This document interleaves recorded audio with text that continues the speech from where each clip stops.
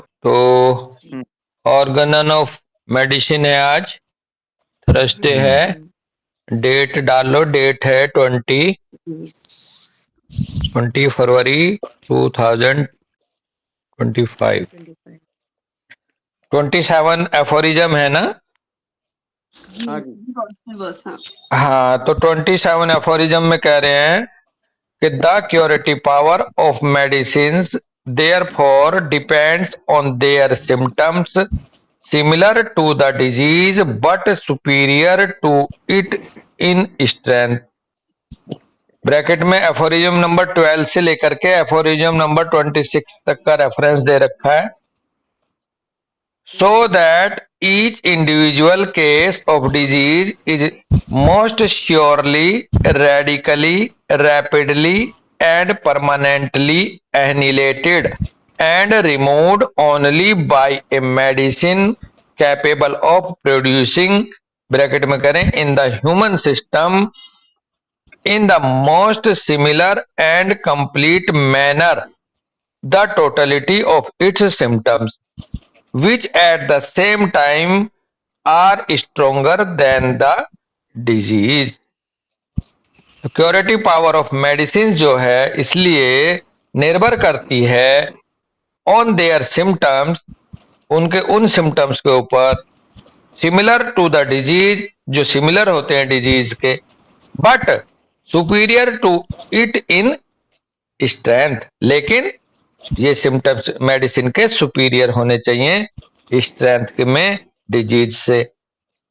So that, ताकि each individual case of disease most surely, radically, rapidly, permanently annihilated हो जाए और remove हो जाए।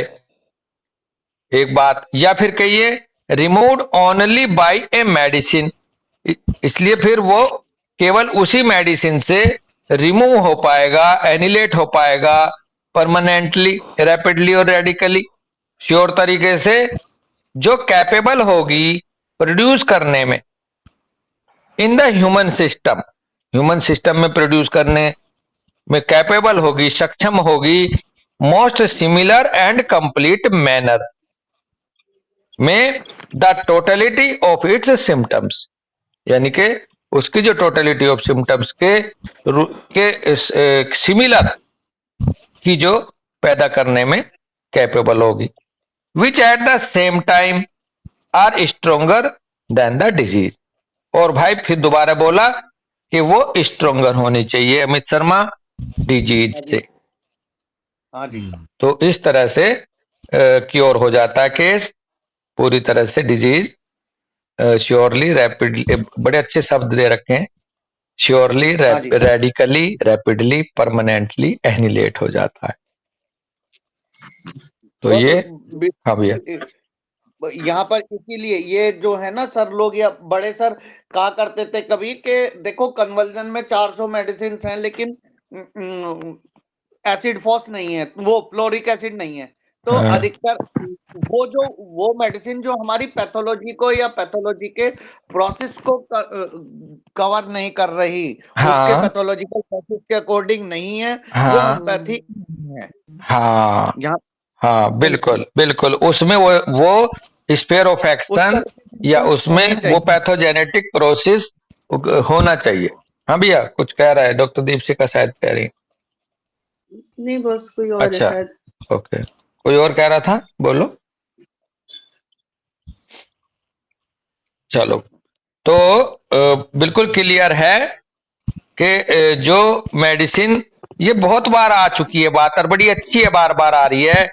एक बार आई थी इस रूप में कि मेडिसिन कौन कौन से सब्सटेंस बन सकते हैं, तब भी हम में ये डिस्कशन हुआ था कि जो किसी की स्टेट ऑफ हेल्थ को अल्टर करने की क्षमता रखता हो वो मेडिसिन बनेगा। फिर बात आई रिफाइन होते होते अब यहां तक आ गई है कि जो डिजीज के similar, disease totality of symptoms के बिल्कुल सिमिलर, जिसमें क्षमता होगी ऐसे ही सिम्टम पैदा करने की, वही मेडिसिन उस डिजीज को क्योर कर पाएगी, बशर्ते उसकी स्ट्रेंथ थोड़ी सी स्ट्रोंगर हो, जो हम पोटेंसी के रूप में सेलेक्ट करते हैं। हाँ जी बिल्कुल।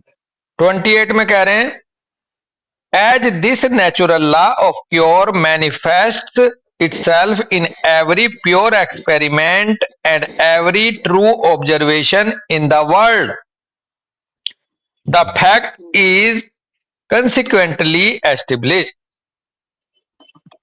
It matters little what may be the scientific explanation of how it takes place, and I do not attach much importance to the attempts made to explain it.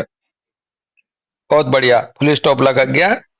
कह रहे हैं कि जैसे कि ये नेचुरल लॉ की ओर प्रदर्शित होता है या प्रदर्शित करता है, दर्शाता है अपने आप को हर एक प्योर एक्सपेरिमेंट में और प्रत्येक ट्रू ऑब्जर्वेशन में इस वर्ल्ड में, इस दुनिया में। The fact is consequently establish, तो ये सच्चाई स्थापित हो चुकी है या ये परिणाम स्वरूप ये स्थापित है। It matters little what may be the scientific explanation of how it takes place, ये मसला बहुत छोटा होगा फिर कि इसका फिर साइंटिफिक एक्सप्लेनेशन देना कि भाई ये कैसे होता है, कैसे घटता है।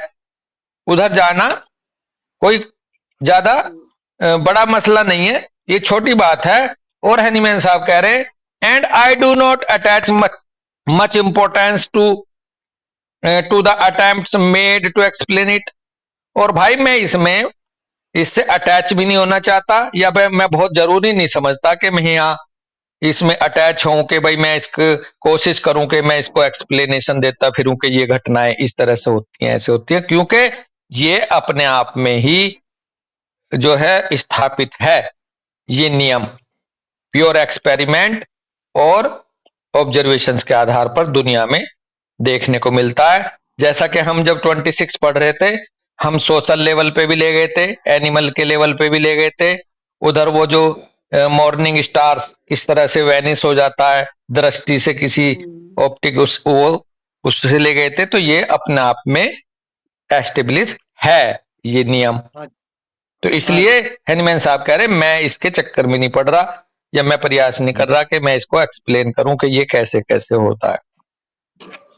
But the following view seems to command itself as the most probable one, as it is founded on premises derived from experience.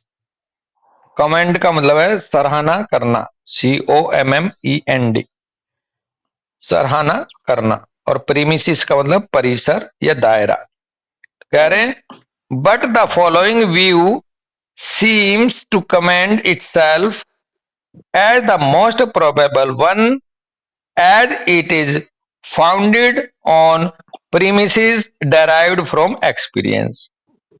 परंतु ये जो नजरिया है जो सराहना करता है अपने आप में as the most probable one, जो कि संभवतः मोस्ट प्रोबेबल वन है, as it is founded on premises derived from experience. कहने का मतलब है ये अनुभवों के आधार पर डिराइव होता है, ये दायरा अनुभव का है। इसको कहीं बात वहीं आ रही है, कहीं लेबोरेटरी वगैरह में आप इसको सिद्ध नहीं कर सकते। ये एक्सपीरियंस के दायरे की बात है, आप अनुभव करके देख सकते हो इन चीजों, इस चीज को। कोई कहने लगे कि आप साइंटिफिक लैब में जा करके इसको दिखाओ, उसकी जगह ये जो है एक्सपीरियंस के दायरे की बात है, ऐसा भाव आ रहा है मुझे इसका। बस वही बात है कि उन्होंने डॉक्टर, जैसे हम लोग उस दिन बात कर रहे थे ट्रेन में भी ना कि अफोरिज्म फर्स्ट का फुटनोट कि भाई कैसे हो रहा है इस बात पर बहुत ज्यादा करने की जरूरत नहीं है। हाउ इट टेक्स, किस तरह से हम क्योर हो रही है, इसका साइंटिफिक एक्सप्लेनेशन देने की, लेकिन लोगों को समझाने के लिए अपने एक्सपीरियंस से जो सब लोगों को सिर्फ एक्सपीरियंस आता है वो चीज उन्होंने बता दी कि ये भी हाँ अमित पाल। दोनों बात कह दी है कि मैं भी एक्सप्लेन नहीं करूंगा और तुम्हें भी एक्सप्लेन करने की जरूरत नहीं है। हाँ, फुटनोट नंबर 1 का ज्यादा जोर ये था उस दिन ट्रेन में डॉक्टर अमित शर्मा के बॉस ये कह रहे थे कि इसकी जरूरत भी नहीं है, इसे हमें हमें हमें इसको वो रखना ही है, मस्ट बी कंसील्ड। हाँ, और वो क्यों रखना है, ये हम जब आपस में बात कर रहे थे तो हमारी कई बात आई थी, क्यों रखना भाई, आप मरीज को डिस्टर्ब करने के सिवा कुछ और कर सकते हो इस एक्सप्लेनेशन के माध्यम से, वो बेचारा जानता तो कुछ है नहीं, तुम उसे पढ़ाने बैठ गए कि तेरी ये बीमारी ऐसे होती है, वैसे होती है, वैसे होती है। भाई वो इसलिए थोड़ा ही आया था, वो तो अपनी एक परेशानी लेकर आया, आप उसके सिम्टम्स को, टोटलिटी को मैच करके उसे ठीक कर दो बस। तो वहां फुटनोट नंबर 1 जो है उस दिन दो तरह से समझ में आया था अमित शर्मा। एक तो ना तो इसका एक्सप्लेनेशन में ज्यादा इसमें घुसने की फिजिशियन को जरूरत है, क्योंकि ये नेचुरल लॉ या जो भी ये हो रहा है ये अपने आप सेल्फ एविडेंट है। दूसरा, अगर आप किसी मरीज को इस एक्सरसाइज में लग गए मरीज के साथ, तो आप अपना भी टाइम खोटा कर रहे हो और उस मरीज की जो वाइटल एनर्जी जो डिस्टर्ब थी उसे और ज्यादा आप कंफ्यूज कर रहे हो। और बॉस आ गई ना, क्योंकि ये because it is most probable as is the founded on principle is derived from experience. हाँ कि भाई ये अनुभव से आते हैं, इसको बिल्कुल मेरा अनुभव और आपका अनुभव एक जैसा हो जाए ऐसा तो है नहीं। हाँ, हमें मरीज बिल्कुल। को होम्योपैथ नहीं बनाना। ये और भी बहुत बिल्कुल टाइप की बात यह है कि एब्रप्ट टाइप के पेशेंट आता है, वो कह अरे डॉक्टर साहब अपनी राम कथा अपने पास रखो, मुझे तो तुम सही कर दो, मुझे मतलब क्या है हाँ, कि कई लोग आते हैं, वो हमें आगाह दवाई करते हैं, वो हमें आगाह करते हैं, हमें जगाने की हाँ कोशिश करते हैं कि भाई जो काम है तुम उसी पे लगे रहो। बिल्कुल आप सही कह रहे हो। नेचर उनके माध्यम से एक मैसेज देती है, अगर हम समझ जाएं। और हैनीमैन साहब तो कदम कदम पे कह रहे हैं इस बात को, है जी। बस भैया इस नोट नंबर 1 अगर सीखना है तो वो सीखो मलिक सर से। जी, उतना ही बोल के चुप हो जाओ बस। जितना अमित पाल भी उतना ही बोल के चुप हो गया, मैं सोचा थोड़ा एक्सप्लेन करेगा। हाँ हाँ, बेसिकली हाँ, बोल ना अमित, बच्चों को पता चले ना मलिक सर का स्वभाव, वो बोल ना भाई। बेसिकली वो उतनी ही करते हैं जितनी, मतलब ज्यादा बात पेशेंट को ना समझाने में एनर्जी को वेस्ट करते हैं ना करने, वो पूरा फोकस उनका अपनी प्रिस्क्रिप्शन पे होता है। हाँ वो पेशेंट को बहुत ज्यादा एक्सप्लेन नहीं करते कि भाई तेरे को ये हुआ है, ऐसे हुआ है, ये हाँ हुआ है। हाँ, कोई पेशेंट अगर एनर्जी पूछने की भी कोशिश करता है तो हाथ जोड़ लेते हैं। जोड़ लेती है। बस ठीक हमारा हो हम ये पूछना चाह रहे थे कि क्या इसीलिए शायद होम्योपैथ्स को ट्रीट करना ज्यादा मुश्किल होता है, क्योंकि वो खुद ही अपने दिमाग में चला रहे होते हैं कि ये प्रोसेस चल रही हाँ, है, ये हो रहा कितना होगा, ये अच्छा, है। कितनी अच्छी बात जोड़ी आपने, यही होता है उस मरीज के साथ हाल। जी जी जी जी। होम्योपैथ तो खुद इतना सेल्फ इंटेलिजेंट है इस चीजों के चक्कर में, और उस मरीज को बना देता फिजिशियन। तो इसलिए दोनों डिफिकल्ट टू क्योर होते हैं। बिल्कुल सही पकड़ी आपने बात डॉक्टर सुदीप जी का, क्योंकि उसकी साइकी बहुत सारे एक्सप्लेनेशन में लगी रहती है अंदर। जी जी जी, और वो सारी एटीपी जो है वो वेस्ट हो रही होती है हीलिंग की जगह। एटीपी भी कह लो, वाइटल फोर्स की कितने सारे टास्क दे दिए आपने वाइटल फोर्स को, जबकि उसको सिंगल टास्क फॉर रिकवरी होना चाहिए था, फोकस उसका। बिल्कुल बिल्कुल, हम उसे कंफ्यूज कर रहे होते हैं। हाँ, अमित पाल क्या कह रहे हैं? जब एनर्जी कई सारी जगह डाइवर्ट होगी और लगानी एक ही जगह है, तो वहां पर वो प्रिस्क्रिप्शन नहीं आ सकता जो नीड है उस समय साइंस की और उस पेशेंट की। सही बात है। हाँ, बिल्कुल बिल्कुल, ये फिजिशियन के लिए बात कही है बहुत अच्छी आपने, कि अगर फिजिशियन अपनी एनर्जी को कई जगह डाइवर्ट करके रखेगा तो वो फोकस नहीं कर सकता सिलेक्शन के लिए प्रिस्क्रिप्शन को। और पैरेलल अगर पेशेंट को आप मल्टीपल टास्क दे दोगे, उसको समझने का भी और समझाने का भी, तो उसका भी वाइटल एनर्जी, जैसे अभी डॉक्टर दीपशिखा कह रही थी, वो एक सिंगल उस पे फोकस नहीं कर पाएगी और वो रिकवरी में उसके बाधा होगी। और यही होम्योपैथ के साथ बड़ी प्रॉब्लम है। बहुत अच्छी बात क्लियर करी। जब हम लोग तैयारी करते थे तो हमें किसी ने एक बात कही थी, बहुत अच्छी बात है, शेयर करेंगे। कि अगर हम जैसे दीवार पे कील ठोकनी होती है, तो अगर हम एक-एक हथौड़ा जो है 4 जगह 5 जगह बार-बार कील पे लगाएँगे तो कील कहीं भी नहीं जाएगी।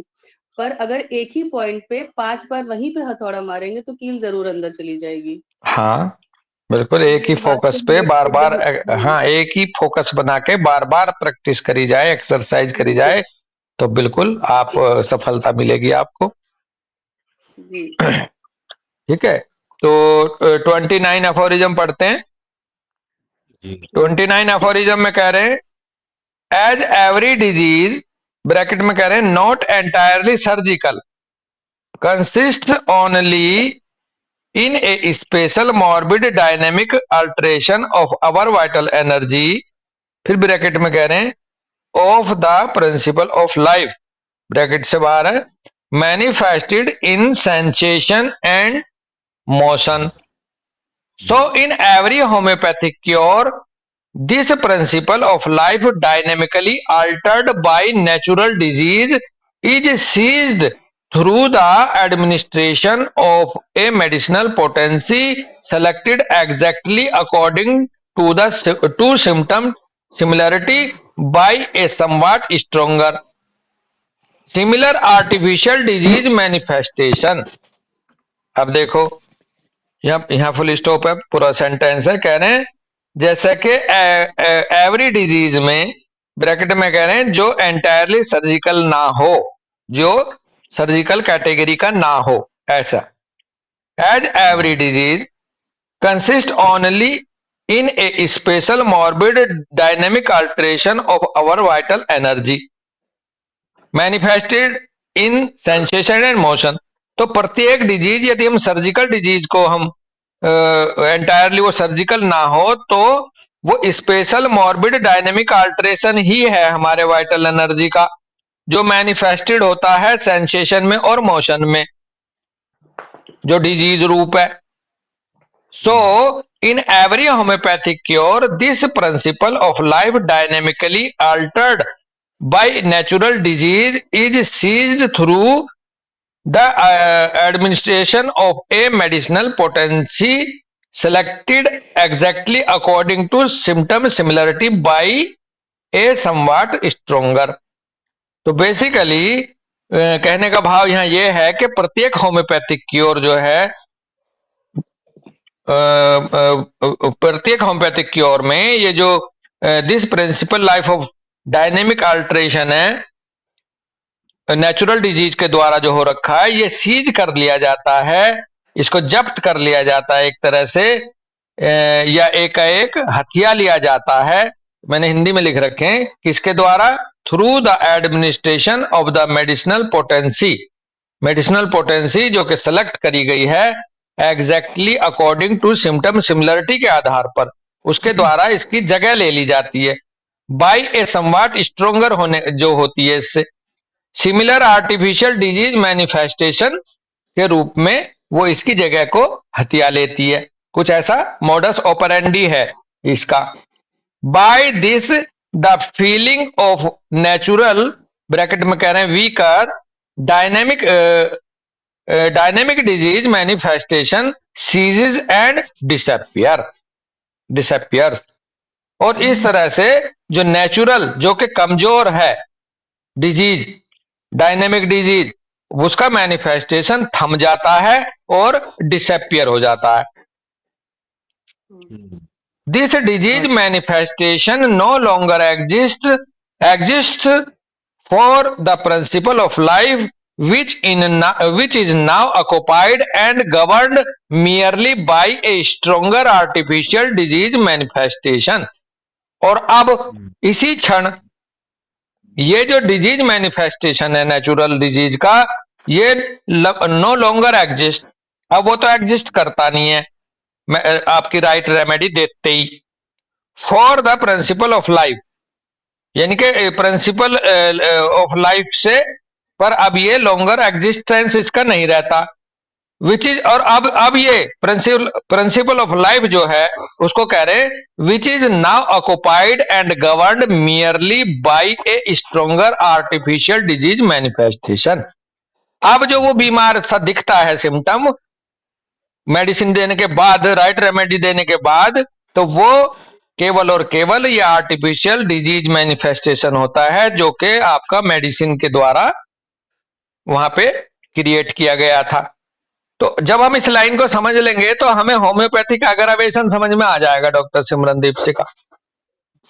होम्योपैथिक एग्रावेशन में बेसिकली जब हम आगे 161 पे पढ़ेंगे तो उसमें होता क्या है कि जब आपने राइट रेमेडी दे दी, मतलब रेमेडी दे दी लेकिन वो स्ट्रोंगर थोड़ी सी ज्यादा हो गई, तो राइट रेमेडी या सिमिलिमम का सबसे पहला काम तो यह है कि वो जाते के साथ ही वाइटल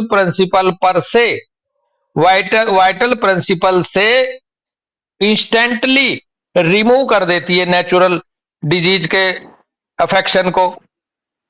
एक तो ये यहां समझेंगे कि वो तत्काल वहां जाते ही वो चला जाता है इंस्टेंटली, तुरंत। लेकिन अब बचता क्या है? बचता है जो होम्योपैथिक एग्रावेशन के रूप में है, वो आर्टिफिशियल मेडिसिनल डिजीज होता है बेसिकली, स्ट्रॉन्ग पोटेंसी की वजह से, स्ट्रॉन्ग डोज की वजह से। तो वहां होम्योपैथिक एग्रावेशन वो बेसिकली आर्टिफिशियल डिजीज मैनिफेस्टेशन है, ना कि नेचुरल डिजीज मैनिफेस्टेशन, यदि आपकी सिमिलियम करेक्ट है तो। बिल्कुल। हाँ जी। ओके, तो ये अब जो है ये आर्टिफिशियल डिजीज मैनिफेस्टेशन की गिरफ्त में रहता है। अमित अभी बोल रहा, Amit Pal, this artificial disease manifestation has soon spent its force and leaves the patient free from disease cured. और ये आर्टिफिशियल डिजीज मैनिफेस्टेशन जो था, जिसकी गिरफ्त में थोड़ी देर के लिए अब ये है, ये शीघ्र ही ये खर्च हो जाता है, स्पेंट हो जाता, समाप्त कर लेता अपने फोर्स को, और पेशेंट इस तरह से फ्री फ्रॉम डिजीज हो जाता है और क्योर हो जाता है। और ये स्पेंट क्यों हो जाता है? क्योंकि हमने आगे और डोज तो दी नहीं, सिंगल डोज दी, बस मिनिमम डोज दी। तो इसलिए चूंकि हम डोज नहीं दे रहे हैं अगली, तो ये जो दे रखी थी उसका जितना भी फोर्स आया था वो स्पेंट आउट हो जाता है। अब यदि कोई डॉक्टर यहां पर उसको रिपीट करे जा रहा है तो ये स्पेंट नहीं होएगा, सून स्पेंट इट्स फोर्स नहीं होएगा, और ये नेचुरल डिजीज वहां बना रहेगा फिर उस मेडिसिन की उसमें एसेसरी सिम्टम के रूप में। आगे कह रहे हैं the dynamics thus freed can now continue to carry life on in health. अब ये जो डायनेमिक्स है ये फ्री हो जाती है और कंटिन्यू करती है, कैरी करते हुए लाइफ को, अपनी health, life on in health, health में ले जाती है लाइफ को, हेल्थ करके लाइफ में आती है। The most highly probable process rest upon the following propositions. The most highly probable process जो है वो निर्भर करता है या टिका हुआ होता है फॉलोइंग प्रोपोजिशंस के ऊपर। हो सकता है ये प्रस्ताव, ये प्रोपोजिशंस आगे बताएंगे, है ना? या पवन बस, हाँ जी, हाँ भैया। तो पहले इसमें भी हो गई, इन दोनों एफोरिज्म को हम एक साथ करके देखे हैं।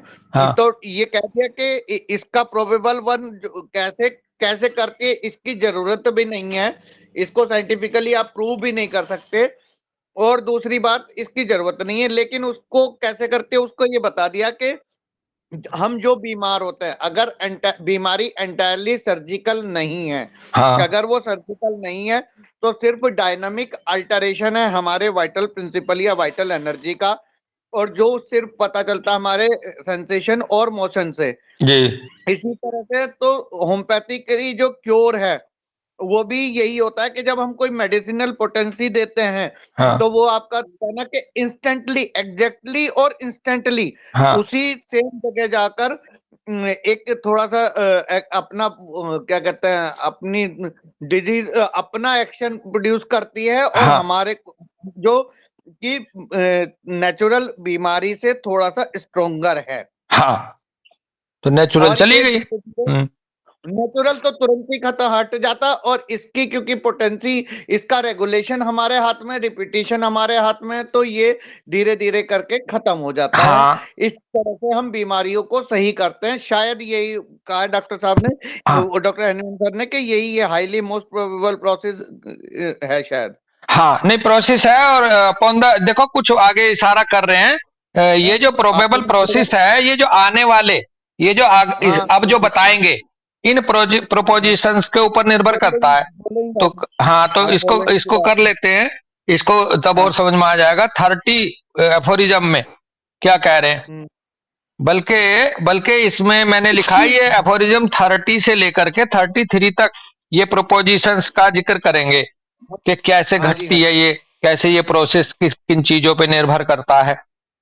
तो 30 में कह रहे हैं कि the human body appears to admit of being much more powerfully affected in its health by medicine. Bracket में कह रहे हैं partly because we have the regulation of the dose in our own power, bracket से बाहर करें, then by natural morbid stimuli for natural diseases are cured and overcome by suitable medicine. एक तो proposition ये है कि ये ऐसे क्यों होता है, ये प्रोसेस संभव क्यों है होना। तो उसके लिए कह रहे हैं 30 एफोरिज्म में कि human body appear to admit मतलब स्वीकार करती हुई प्रतीत होती है, ऐसा लगता है कि ये स्वीकार करती है human body of being much more powerfully affected in its health by medicine, medicine को के प्रभाव को अपनी हेल्थ में ये मच मोर पावरफुली अफेक्ट करती हुई प्रतीत होती है, इनके मेडिसिन का इफेक्ट इस पे पावरफुल होता है। ब्रैकेट में कह रहे हैं partly because we have the regulation of the dose in our own power. इसका एक कारण यह भी है क्योंकि डोज का जो रेगुलेशन है वो हमारे हाथ में होता है पार्टली। तो then by natural morbid stimuli, natural morbid stimuli से स्ट्रोंगली ये अफेक्ट करती है। एक बात तो हो गई है। और आप फिर कह रहे हैं डैश लगा के for natural disease are cured and overcome by suitable medicine. तो इसलिए फिर ये नेचुरल डिजीज जो है ये क्योर हो जाता है और ओवरकम कर लिया जाता है सुटेबल मेडिसिन के द्वारा। एक प्रपोजिशन तो हुआ ये, इसका फुटनोट भी है फिर यहाँ सुटेबल मेडिसिन के ऊपर 15वां फुटनोट। 15वें फुटनोट में कह रहे हैं कि the short duration of the action of artificial morbific forces which we term medicines makes it possible that although they are stronger than the natural diseases, they can yet be much more easily overcome by the vital force than can the weaker natural disease, which solely in consequence of the longer generally lifelong duration of their action, bracket में कह रहे हैं सोरा syphilis साइकोसिस can never be vanquished and extinguished by it alone until the physician affect the vital force in a stronger manner by an agent that produces a disease very similar but stronger, a homeopathic medicine। यहां तक ये full stop है। तो कह रहे हैं कि the short duration of the action of artificial morbific force, जो ये शॉर्ट ड्यूरेशन के लिए जो एक्शन आता है आर्टिफिशियल मॉर्बिफिक फोर्स का, यानी कि मेडिसिन के रूप में, विच वी टर्म मेडिसिन, जिनको हम मेडिसिन कहते हैं, makes it possible that although they are stronger than the natural disease. ये इसलिए संभव है ऐसा स्ट्रोंगर इफेक्ट होना क्योंकि ये स्ट्रोंगर होती है नेचुरल डिजीज से। यद्यपि they can yet be much more easily overcome by the vital force than can the weaker natural disease, और इस तरह से ये आसानी से ओवरकम करती हैं वाइटल फोर्स को नेचुरल डिजीज, कमजोर नेचुरल डिजीज के अपेक्षा, जो कि नेचुरल डिजीज को कह रहे हैं which solely in consequence of the longer generally lifelong duration of their action। ये जो नेचुरल डिजीज हैं ये कंसिक्वेंस होते हैं एकमात्र लंबे समय तक चलते हुए जनरली लाइफ लॉन्ग ड्यूरेशन के अपने एक्शन के रूप में, जो कि सोरा सिफिलिस साइकोसिस के रूप में ये कमजोर करते हैं। तो ये कमजोर डिजीज होते हैं, और इनके लिए कह रहे हैं कि can never be vanquished and extinguished by it alone. अब इसमें एक पॉइंट ये कहा है कि ये जो लाइफ लॉन्ग चलने वाले, लॉन्गर ड्यूरेशन तक चलने वाले सोरा सिफिलिस साइकोसिस, ये इनको परास्त नहीं कर सकता कभी भी। कौन? वाइटल फोर्स कभी भी एक्सटिंग्विश नहीं कर सकता अकेला, जब तक कि until the physician affects the vital force in a stronger manner by an agent that produces a disease very similar। जब तक वाइटल फोर्स इससे इनको दूर भी नहीं कर सकता, जब तक फिजिशियन अफेक्ट ना कर दे उस वाइटल फोर्स को किसी स्ट्रोंगर मैनर में, किसी एजेंट के द्वारा जो बिल्कुल सिमिलर डिजीज पैदा करता हो। ऐसे एजेंट के द्वारा यदि नहीं, जब तक स्ट्रोंगली अफेक्ट करे। But stronger, but stronger to evict a homeopathic medicine, बल्कि वो स्ट्रोंगर हो जिससे अफेक्ट करे, और वो एक कुशाग्रता से, विट का मतलब है बुद्धि, विवेक के साथ वो एक होम्योपैथिक मेडिसिन हो। आगे कह रहे हैं the cures of diseases of many years duration, bracket में कह रहे हैं एफोरिज्म नंबर 46 को यहां रेफरेंस देते हुए, by the occurrence of small pox and measles, फिर ब्रैकेट शुरू कर रहे हैं, both of which run a course of only a few weeks, bracket बंद है, are processes of a similar character. तो यहां फिर एक एविडेंस दिया, एक उदाहरण सा दिया कि जैसे कि क्योर हो जाता है डिजीज का कई सालों के ड्यूरेशन वाले का भी, bye the occurrence of small pox and measles. जिस तरह से एफोरिज्म 46 में ये इसका डिटेल देंगे कि जैसा कि नेचर में देखा जाता है कि जो डिजीज जो कई सालों के ड्यूरेशन से चला आ रहा होता है, वो स्मॉल पॉक्स या मीजल्स के आने से वो क्योर हो जाता है। ब्रैकेट में कह रहे हैं both of which run a course of only a few weeks, और दोनों कुछ एक हफ्ते के लिए ही अपना कोर्स को चलाते हैं। Are processes of a similar character, ये बिल्कुल सिमिलर कैरेक्टर का ही प्रोसेस है, जो कि होम्योपैथिक क्योर वाला प्रोसेस है उसके जैसा ही। ये इन्होंने एक नेचर में होने वाला एग्जाम्पल भी बता दिया क्योर का। ठीक है जी, तो ये था 15 एफोरिज्म। कुछ बोलना है किसी को? अमित भाई, अमित, ठीक है जी। हाँ, तो एक प्रपोजिशन तो ये था डॉक्टर अमित पाल भाई। डॉक्टर श्रेय भाई, सब कुछ क्लियर हो रहा है ना दोस्त? सर इसमें एक ये चीज पूछनी थी कि जो लास्ट लाइन लिखी है इस फुटनोट में कि the cures of the disease of many year duration by the efforts of small pox and measles, तो मतलब स्मॉल पॉक्स और मीजल्स का इसमें मतलब होम्योपैथी के लिए कैसे उन्होंने एक्सप्लेन किया? उन्होंने एक एग्जाम्पल दिया है, जब हम 46 को पढ़ेंगे ना, तो 46 में होता क्या है कि उन्होंने एग्जाम्पल दिया है ये एफोरिज्म में कि सिमिलर 3 पॉइंट दे रखे हैं वो, जब सिमिलर डिजीज मिलते हैं शरीर में तो क्या होता है, जब डिसिमिलर मिलते हैं तो क्या होता है। तो उनका एक एग्जाम्पल यहाँ एक एविडेंस के रूप में दे दिया कि जैसा कि हम प्रकृति में होते हुए देखते हैं कई कुछ घटनाओं को, जहां पर सिमिलर डिजीज जब आपस में मिल जाते हैं आकर के, तो वो कैसे क्योर हो जाता है। तो ये 46 पढ़ेंगे तो तब ये समझ में आएगा भैया आपको।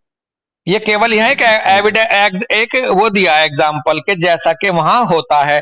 और मैं अगर आप कहो तो मैं यहाँ पढ़ देता हूँ, 46 वैसे लंबा है, आने वाला है, तब आपको और क्लियर हो जाएगा, है ना। तो सिमिलर डिजीज कैसे एक दूसरे को दूर कर देते हैं, वो उसी प्रोसेस के तरीके से हम होम्योपैथिक मेडिसिन के द्वारा भी वही प्रोसेस या वही टेक्नोलॉजी अपना लेते हैं। हैनीमैन साहब का भाव ये है। जी सर। और इसमें श्रेय उसी तरह की, देखो जो सिमिलर बीमारियां हैं सारी की सारी बीमारियों को नहीं कहा, लेकिन जो ये स्मॉल पॉक्स और चिकन पॉक्स, इसके पॉक्स के सिमिलर बीमारियां हैं, उस तरह के मैनिफेस्टेशन हाँ, वही तो 46 में पढ़ेंगे। 46 में पढ़ेंगे, मैं 2-3 पॉइंट पढ़ दे रहा हूं, डॉक्टर श्रेय को एकदम क्लियर हो जाएगा। उन्होंने कह रखा है कि कैसे फ्रीक्वेंटली मैं बीच में से कोई उदाहरण उठा के दे रहा हूं। An amaurosis of 2 years duration consequent on suppressed scald head was perfectly cured by it according to the clean।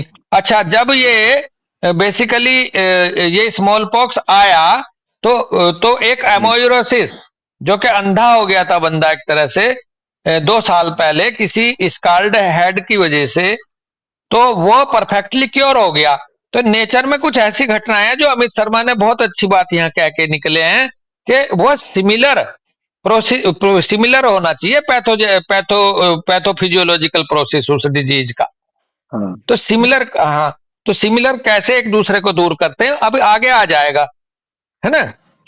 ये 3 पॉइंट जी। अलग अलग हैं। वो 31 और पढ़ देता हूं मैं, प्रोपोजिशन के रूप में निकल जा रहा है, बहुत अच्छा है वैसे भी ये 31। कह रहे the inimical force is partly psychical partly physical to which our terrestrial existence is expose, which are termed morbific noxious agents, do not possess the power of morbidly deranging the health of man unconditionally, but we are made ill by them only when our organism is sufficiently disposed and susceptible to the attack of the morbific cause that may be present and to be altered in its health, deranged and make to undergo abnormal sensations and functions। Dash लगा के कह रहे हैं hence they do not produce disease in everyone nor at all times। ये बहुत ही खूबसूरत aphorism लगता है मुझे, तो कई बार मैं पढ़ने को मन करता हूं तो बड़ा अच्छा लगता है पढ़ते वक्त भी, कि कोई भी इनिमिकल फोर्स, अब यहां कई चीजें पकड़ में आएंगी डॉक्टर श्रेय, कोई भी inimical force is partly psychical, भले ही वो साइकिकल हो, फिजिकल नहीं है, साइकी के थ्रू हो, चाहे पार्टली फिजिकल ही क्यों ना हो। द इनिमिकल फोर्सेस जो पार्टली साइकिकल के रूप में हमारे साथ जुड़े होते हैं या पार्टली फिजिकल के साथ रूप में जुड़े होते हैं, to which our terrestrial existence is expose, हमारा जो ये सांसारिक अस्तित्व है, हमारा जो ये टेरेस्ट्रियल एग्जिस्टेंस है, जब मैंने टेरेस्ट्रियल एग्जिस्टेंस को पढ़ा डॉक्टर श्रेय, तो नॉन टेरेस्ट्रियल एग्जिस्टेंस भी होता होगा जरूर हमारा, जी उधर इशारा गया इस एफोरिज्म को लेकर। तो हमारा जो ये जो भौतिक अस्तित्व है, ये जो सांसारिक अस्तित्व है, जो एक्सपोज रहता है इनिमिकल फोर्सेस के सामने, जो कि पार्टली साइकिकल और पार्टली फिजिकल होते हैं, which are termed morbific noxious agents, जिनको मॉर्बिफिक नॉक्सियस एजेंट भी कहा जाता है। उनके लिए हैनीमैन साहब कह रहे हैं कि do not possess the power of morbidly deranging the health of man unconditionally, उनमें वो शक्ति होती ही नहीं है कि वो मॉर्बिडली ड्रेंज कर पाए हमारे हेल्थ को, हेल्थ ऑफ मैन को अनकंडीशनली। अगर कोई कंडीशन ना बनी हो ऐसी पहले से, सफिशिएंटली प्रीडिस्पोज होकर के, ससेप्टिबल होकर के कोई ऐसी कंडीशन ना बनी हो, तो वो हमें, उनमें वो ताकत है ही नहीं कि वो हमें मॉर्बिडली ड्रेंज कर दें हमारी हेल्थ को। But we are made ill by them only when our organism is sufficiently disposed and susceptible to the attack of the morbific cause that may be present.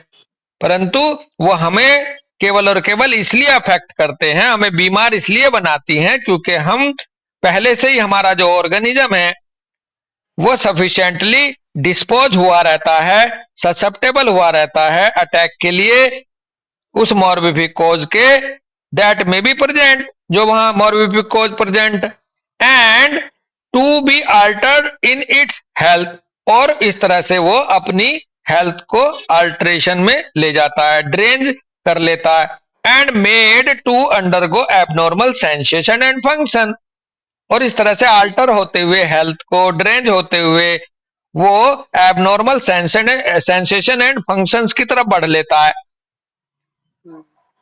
Dash लगा के बहुत अच्छी बात ये कह रहे हैं, hence they do not produce disease in everyone nor at all times. और इसीलिए अतः ये मॉर्बिफिक एजेंट ना तो हर एक में डिजीज पैदा करते, इसी वजह से यही कारण है कि ये एवरीवन में डिजीज पैदा नहीं कर पाते। कोई एक बीमार होता है, कोई दो बीमार होते हैं हमारे बीच में किसी चीज से जो पहले से ससेप्टेबल थे, और ना ही एट ऑल टाइम्स, ना ही जो अब बीमार हुए थे, ना ये लोग हमेशा बीमार होते इस मॉर्बिफिकोज से। क्यों नहीं होते हमेशा? क्योंकि जब ये ससेप्टेबल नहीं होते तो नहीं होते बीमार। बिल्कुल। तो ना यही कारण है, ना तो ये हर एक को बीमार करने की ना हो बीमार करते, और ना ही जिस बंदे को आज बीमार करा है यही चीज इसको अगली बार खाई या हुई तो तब नहीं पड़ा बीमार। ये बीमार क्यों पड़ा था आज? क्योंकि ये ससेप्टेबल हो रखा था किसी वजह से। हर कोई बीमार क्यों नहीं पड़ा? क्योंकि हर कोई ससेप्टेबल है नहीं।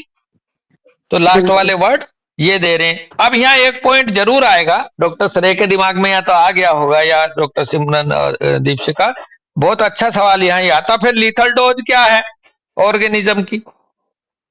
अगर कोई बीमार अनकंडीशनली होता ही नहीं है तो फिर लीथल डोज को कहां रखोगे? कहते हैं ना कि बैक्टीरिया की या पैथोजन की इतनी अमाउंट यदि शरीर में एक साथ जाए तो ये बंदा उसको डिस्टर्ब हो जाएगा बंदा उनसे। तो लीथल डोज का जरूर हमें यहाँ ध्यान रखना। तो बेसिकली अब फिर बात आएगी कि तुम कितने जहर खिला दो, किसी को तो मरना ही नहीं चाहिए। हाँ, तो उसका हम जरूर ध्यान रखें। उसका सबसे बड़ा ध्यान तो ये है कि अगर अचानक कोई एक्सपोजर हो जाता है पॉइजनिंग का या किसी टॉक्सिन का, तो वो डायनेमिक डिजीज की कैटेगरी में नहीं आएगा, वो एक्सीडेंटल या बाई वो वहां फिर पैलिएशन वाली कैटेगरी में पहुंच जाएगा, जहां हैनीमैन साहब ने नहीं कहा कि वहां मदद ले लो ड्राउनिंग वालों में, पॉइजनिंग वालों में, थ्रोटलिंग वालों में। तो इसको लीथल डोज को लेके कंफ्यूज मत होना। ये डायनेमिक डिजीज का डिस्कशन चल रहा है जो कि ग्रेजुअली होते हैं, जो कि लॉन्ग टाइम के रनिंग के बाद होते हैं, सोरा, सिफिलिस, साइकोसिस के, हम उनको स्टडी कर रहे हैं बेटा। है बेटे?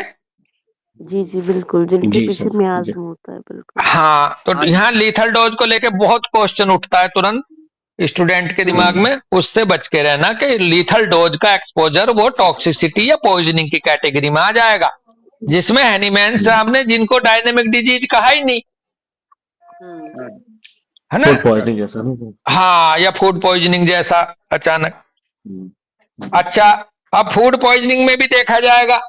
अब मान लो मैं और श्रेय गए, मान लो किसी शादी में, इन्होंने भी पनीर की सब्जी खाई, मैंने भी खाई, मैं बीमार हो गया, श्रेय को कुछ नहीं हुआ, तो यहाँ फूड पॉइजनिंग नहीं है, यहाँ मेरी अपनी ससेप्टेबिलिटी जरूर रही होगी पीछे। हाँ, अगर बारात में 20 लोग 30 लोग उस खाने को खा के बेकार हुए, उसमें पनीर खराब था, तो वो पॉइजनिंग में आ जाएगा, है ना श्रेय? जी सर। हाँ, तो बहुत अच्छा सा ये भाव रहा इनको पढ़ते वक्त, और यहीं रुक जाएंगे आज। तो 32 और 33 कल कर लेंगे प्रीपोजिशंस के रूप में। बाकी काफी असेसमेंट तो मिल रहा है हमें, काफी पकड़ तो आ रही होगी ना आपको जो ये बताना चाह रहे हैं। जी सर। जी सर। हाँ, किसी की कोई क्वेरी है तो बात करें भाई। वही बात, जैसे कल प्लूरल मेसोथेलियोमा हम बात कर रहे थे। हाँ, तो वही चीज है कि उसकी सेंसिटिविटी शैडो देखिए डिस्टर्ब हो गई, तो उसने डेवलप करा लिया उस मेसोथेलियोमा को। हाँ, वो प्रीडिस्पोज हो गया ना बेटा, वो ससेप्टेबल हो गया जी। और फिर वो एक चीज और होती है कि अगर कोई बंदा इग्नोरेंट हो तो वो ससेप्टेबल नहीं हो सकता। वो नहीं हो सकता। क्यों नहीं हो सकता? इग्नोरेंट, देखो ससेप्टेबिलिटी होने की बहुत सारी वजह हैं नोइंगली और अननोइंगली। कॉन्फ्लिक्ट ट्रैक है तो ससेप्टेबल हो आप, और कोई कॉन्फ्लिक्ट डायरेक्ट हुआ आपके साथ तो ससेप्टेबिलिटी आई। तो बेसिकली वो जो कॉन्फ्लिक्ट ट्रैक है वो इनबिल्ट ससेप्टेबिलिटी है जो पीछे से चले आ रही है। तो वही जब ऐसे किसी एटमॉस्फेयर में जाता है तो वो उसकी जो पीछे ससेप्टेबिलिटी बन चुकी थी, ये ससेप्टेबिलिटी बने रहना वो कॉन्फ्लिक्ट ट्रैक के इक्वल है ना डॉक्टर सिमरन या डॉक्टर बिल्कुल दीपशिका, बिल्कुल डॉक्टर जी सरे? जी तो जो कॉन्फ्लिक्ट जी, ट्रैक हम बोलते हैं जीएनएम में, यही हमारी वो पीछे कोई ससेप्टेबिलिटी बन गई है। अब जी यदि वो सॉइल बन गई है कह लो, जब ऐसा एनवायरनमेंट आएगा तो वो सीड या सीड था पहले से, अब सीड ससेप्टेबिलिटी के रूप में ऐसा एटमॉस्फेयर आएगा तो वो एसबीएस स्टार्ट हो जाएगा। बिल्कुल लेकिन एक बात तय है डॉक्टर सरे, अगर ससेप्टेबिलिटी नहीं तो बीमारी नहीं। बस यहां एक चीज और क्लियर हो जाए अभी तो और अच्छा रहेगा। ससेप्टेबिलिटी और सेंसिटिविटी में यहां अंतर रख के चलना हमें। हर बंदा सेंसिटिव होता है, होना चाहिए, अगर सेंसिटिव नहीं है तो लाइफ नहीं। Sensitivity is the mark of life. जी, अब सेंसिटिव होना तो एक जीवित है, ये निशानी है। अब ये सेंसिटिव बंदा तो सभी हैं, और ये अगर सेंसिटिविटी बढ़ गई, जिसको कह देते हैं हाइपर सेंसिटिव हो गया, तो इसके अंदर ससेप्टेबिलिटी आ गई किसी की वजह से, जिसकी वजह से इसकी ये सेंसिटिविटी एग्जैजरेट हो गई। बिल्कुल तो कई बार हम सेंसिटिविटी बढ़ी हुई को ससेप्टेबिलिटी या ससेप्टेबिलिटी को सेंसिटिविटी से मिक्स कर जाते हैं। मैं बहुत दिन तक रहा इसमें गफलत में, तो मेरे को बिल्कुल क्लियर हो गई कि sensitivity is the sign of life, but disturb sensitivity is due to susceptibility. और जैसे ससेप्टेबिलिटी आएगी तभी बीमार होगा बंदा। अगर आपके अंदर ससेप्टेबिलिटी नहीं है तो आप इंडिस्पोज तो हो सकते हो, इंडिस्पोजिशन में तो जा सकते हो थोड़ा बहुत, लेकिन फिर वापस आ जाओगे 24 घंटे में आराम करके लेट के। तो ये भाव मुझे ऐसा लग रहा था, और इसमें कोई अपना एक्सपीरियंस ऐड डाउन करना चाहता है तो करें। चलो ठीक है, यहीं रुके फिर आज। जी बॉस ओके, सबको नमस्ते, सबका बहुत बहुत धन्यवाद भाई, सबको राम राम। नमस्ते सर, राम राम। सभी राम राम राम भाई, राम। राम राम भाई, राम राम।